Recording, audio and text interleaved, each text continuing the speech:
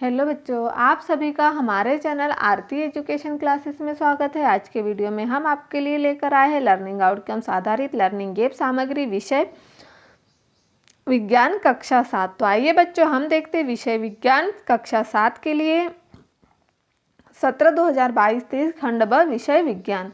तो अध्याय 11 प्रकाश छाया एवं परिवर्तन। तो यहाँ लर्निंग आउटकम्स दिए हुए रात्रि के समय जब पूर्ण अंधकार होता है तब हम अपने चारों ओर स्थित किसी भी वस्तु को नहीं देख पाते, लेकिन जब हम कोई टार्च या मोमबत्ती जलाते हैं तो उस स्थान पर स्थित वस्तुओं को हम देख सकते हैं। बिना प्रकाश के वस्तुओं को नहीं देख सकते। प्रकाश वस्तुओं को देखने में हमारी सहायता करता है। जो वस्तुएं सूर्य की तरफ स्वयं प्रकाश का उत्सर्जन करती है उन्हें दीप्त पिंड कहते हैं। दीप्त वस्तुएं जैसे सूर्य, टॉर्च, विद्युत बल्ब आदि का प्रकाश जब किसी अन्य वस्तु जैसे कुर्सी, जूता, चित्रकार, पौधे पर पड़ता है तो हम उन्हें देख पाते हैं। अब देखिए बच्चों, यहाँ पर पारदर्शी, अपारदर्शी तथा पारभाषी के बारे में बताया हुआ है। यदि हम किसी वस्तु के आर पार नहीं देख सकते तो वह अपारदर्शी वस्तु यह है, जैसे दीवार, पुस्तक, लकड़ी या लोहे का दरवाजा। यदि हम किसी वस्तु के आर पार देख सकते हैं तो वह वस्तु प्रकाश को अपने अंदर से होकर जाने देती है। ऐसी वस्तु को पारदर्शी कहते हैं, जैसे हवा, पानी, कांच आदि। कुछ वस्तुएं के आर पार देख तो सकते हैं परंतु बहुत स्पष्ट नहीं है, ऐसी वस्तु को पारभाषी कहते हैं, जैसे तेल लगा कागज, घिसा हुआ कांच आदि। छाया वास्तव में क्या होती है? तो छाया कब बनती है, इस पर विचार करने पर हम पाते हैं कि छाया देखने के लिए हमें कोई प्रकाश स्रोत तथा प्रकाश के पथ में कोई अपारदर्शी वस्तु चाहिए, क्योंकि पारदर्शी वस्तु प्रकाश को अपने अंदर से जाने नहीं देती, जिसमें उस वस्तु की छाया हमें पर्दे पर दिखाई देती है। हमें छाया केवल पर्दे पर ही दिखाई देती है। जमीन, कमरे की दीवार, इमारतें अथवा इस प्रकार की अन्य सतहें आपको दैनिक जीवन में दिखाई देने वाली छायाओं के लिए पर्दे की तरह कार्य करती है। छायाओं से हमें वस्तुओं की आकृतियों के बारे में कुछ जानकारी प्राप्त होती है। कभी कभी तो छाया हम सभी को वस्तु की आवृत्ति के बारे में भ्रमित भी कर सकती है। छायाओं का बनना तभी संभव है जब प्रकाश केवल सरल रेखा में गमन करे। अब देखिए, यहाँ मोमबत्ती का प्रकाश दिख रहा है। ए में सीधे और बी में क्या कर रहा, मुड़े हुए पाइप के द्वारा देखते हैं मोमबत्ती की ओर। देखिए चित्र ए में हम सीधे पाइप द्वारा जलती हुई मोमबत्ती को देख सकते हैं, जबकि चित्र बी में हम मुड़े हुए पाइप द्वारा भी जलती हुई मोमबत्ती दिखाई नहीं देती है। यह दर्शाता है कि प्रकाश एक सरल रेखा का गमन करता है। इस कारण जब कोई अपारदर्शी वस्तु इसे रोकती है तो उस वस्तु की छाया बनती है। फिर दर्पण तथा परावर्तन। हम सभी घर पर दर्पण का प्रयोग करते हैं। आप दर्पण में अपने चेहरे को देखते हैं। जो आप देखते हैं वह दर्पण में आपके चेहरे का परावर्तन है। हम दर्पण के सामने रखी हुई वस्तुओं का परावर्तन भी दर्पण में देखते हैं। कभी कभी हम झील अथवा तालाब के पानी में पेड़ों, इमारतों तथा अन्य वस्तुओं का परावर्तन देखते हैं। प्रकाश किस प्रकार गमन करता है, यह किस प्रकार दर्पण में परावर्तित होता है, यह देखने के लिए हम एक क्रियाकलाप करते हैं। तो देखिए, सरल रेखा में चलता हुआ तथा दर्पण में परावर्तित होता प्रकाश। एक बड़ी थर्मोकोल की शीट के एक किनारे पर एक कंघी तथा इसके दूसरे किनारे पर एक दर्पण लगाइए। चित्रानुसार दर्पण तथा कंघी बीच कागज की गहरी रंगीन शीट बिछाइए। अब कंघी के सामने टॉर्च से प्रकाश की किरणें डालिए। हम चित्र में दिखाए अनुसार पैटर्न प्राप्त करते हैं। इस क्रियाकलाप से हमें यह ज्ञात होता है कि प्रकाश किस प्रकार गमन करता है तथा यह किस प्रकार दर्पण में परावर्तित होता है। सूची छिद्र कैमरा, पिनहोल कैमरा, मतलब सूची छिद्र कैमरे का उपयोग वस्तुओं के प्रतिबिंब देखने के लिए किया जाता है और सूची छिद्र कैमरे द्वारा हम किसी वस्तु का प्रतिबिंब देख सकते हैं जब वस्तु सूर्य से प्रकाश में रखी हो। अब हम देखेंगे वर्कशीट कार्य। तो दीप्त पिंड किसे कहते हैं? जो वस्तुएं सूर्य की तरह स्वयं प्रकाश का उत्सर्जन करती है उन्हें दीप्त पिंड कहते हैं। किन्हीं 3 दीप्त वस्तुओं के नाम लिखे। तो 3 दीप्त वस्तुओं के नाम है सूर्य, टार्च और विद्युत बल्ब। अब प्रश्न नंबर 3 है, पारदर्शी किसे कहते हैं? कोई 2 पारदर्शी वस्तुओं के नाम लिखे। हम जिन वस्तुओं के आर पार देख सकते हैं ऐसी वस्तुओं को पारदर्शी कहते हैं, जैसे हवा, पानी, कांच आदि। प्रश्न नंबर 4 है, अपारदर्शी किसे कहते हैं? किन्हीं 2 अपारदर्शी वस्तुओं के नाम लिखें। हम जिन वस्तुओं के आर पार नहीं देख सकते हैं ऐसी वस्तुओं को अपारदर्शी कहते हैं, जैसे रबर, टेबल, दीवार आदि।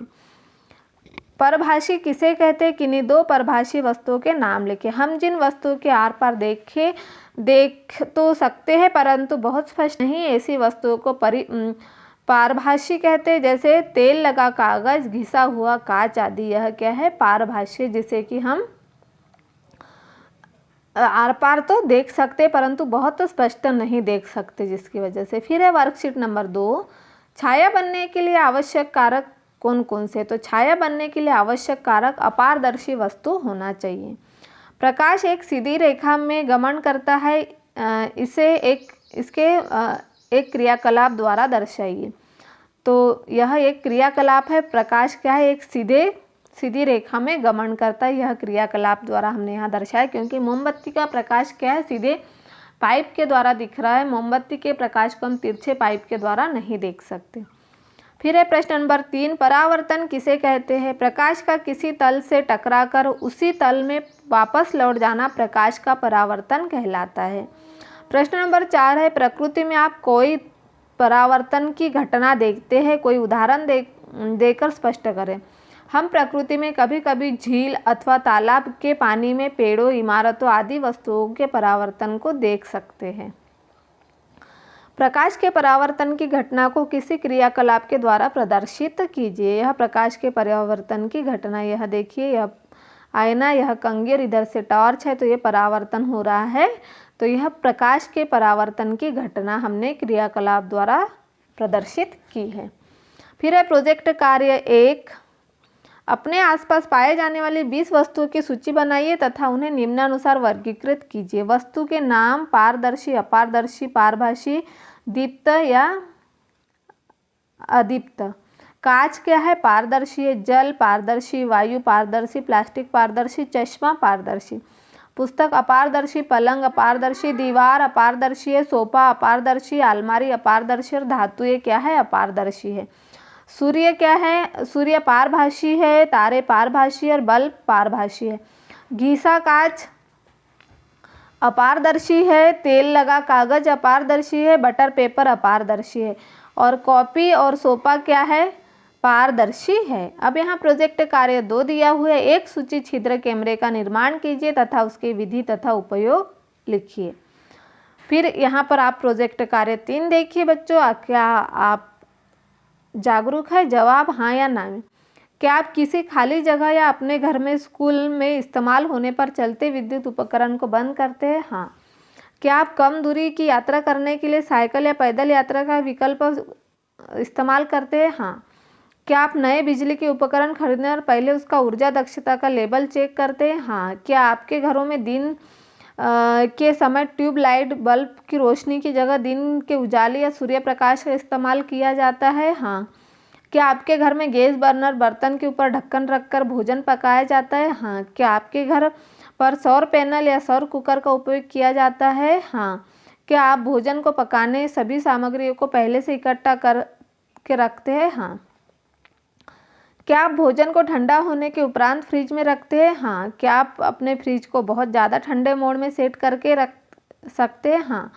तो इस तरह से हमें जो बताया है, प्रश्न पूछे उनके हमने यहाँ पर उत्तर लिख दिए हैं। अब देखिए स्व आकलन। दीप्त पिंड का उदाहरण क्या है? सूर्य। एक सफेद रंग की शर्ट धूप में सूख रही है, इससे बनने वाली छाया का रंग कैसा होगा? काला होगा। प्रकाश सरल रेखा में गमन करता है। सत्य असत्य देखेंगे अब हम यहाँ पर।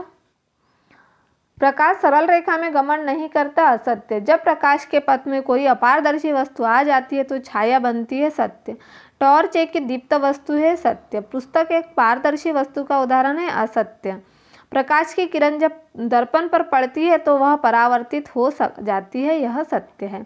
अब देखिए यहाँ पर हमें प्रश्न रिक्त स्थान लिखना है। प्रकाश के मार्ग में अपारदर्शी वस्तु आने पर छाया बनती है। सूर्य दीप्त पिंड का उदाहरण है। हवा पारदर्शी का उदाहरण है और दर्पण में हमारे चेहरे का प्रतिबिंब बनता है। पारदर्शी है चश्मे का कांच, अपारदर्शी लकड़ी का दरवाजा, पारभाषी कोरा। परावर्तन क्या है? दर्पण द्वारा और छाया का बनना, प्रकाश के मार्ग में अपारदर्शी वस्तु आना।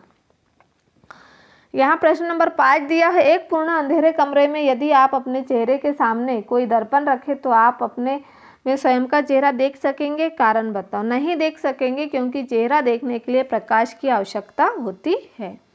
तो इस तरह से हमने यहाँ पर आपके लिए लेकर आए थे कक्षा 7 विषय सामाजिक विज्ञान जो है, जिसमें कि हम लेकर आए थे आज प्रकाश, छाया एवं परिवर्तन। तो इस तरह से हमने इसे पूर्ण कर दिया है। इसके वर्कशीट कार्य, प्रोजेक्ट कार्य सभी पूर्ण कर दिया है, तो आप इसे पूर्ण कर लीजिए। और यदि आपको हमारा वीडियो अच्छा लगता है तो हमारे चैनल को सब्सक्राइब ज़रूर कर लीजिए और बेल आइकन को प्रेस करना ना भूलिए, ताकि आपको हमारे आने वाले वीडियो के नोटिफिकेशन मिलते रहेंगे।